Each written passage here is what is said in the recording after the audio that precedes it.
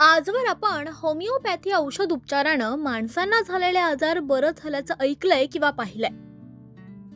मात्र बारामतीत चक्क होमिओपॅथी खतांचा वापर करून शेती फुलवलीये, म्हणजेच होमिओपॅथी शेती केलीये.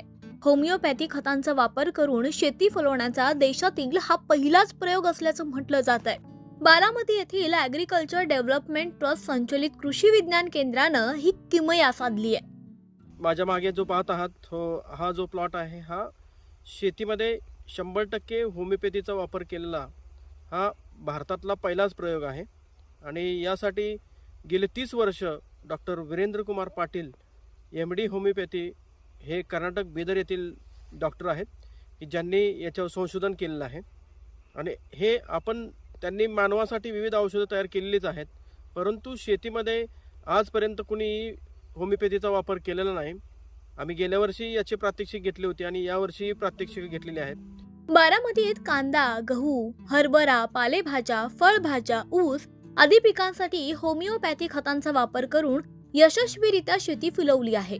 आहारात जो आपण भाजीपाला खातो त्यावर बहुतांशी रासायनिक खतांचा आणि औषधांचाच वापर मोठ्या प्रमाणात केला जातो.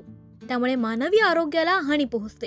तसंच मिरची, टोमॅटो पिकांवरील रोग नियंत्रणासाठी सेंद्रिय खतांचा भडीमार करावा लागतो.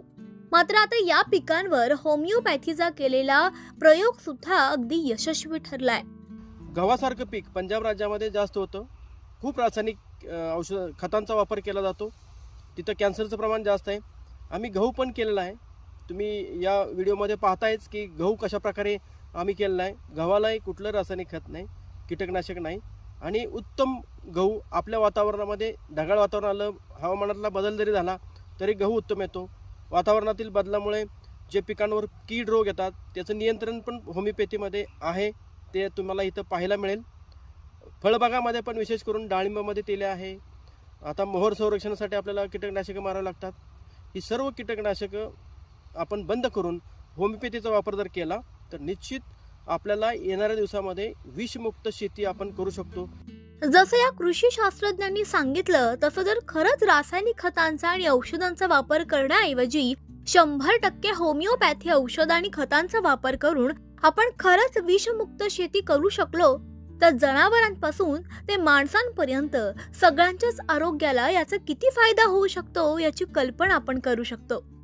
त्याचसोबत फक्त रासायनिक खताला पर्याय म्हणून नाही तर मानवी आरोग्याच्या दृष्टीनं होमिओपॅथी औषध आणि खतांचा शेतीत मोठ्या प्रमाणात वापर होणं खरंच गरजेचं आहे.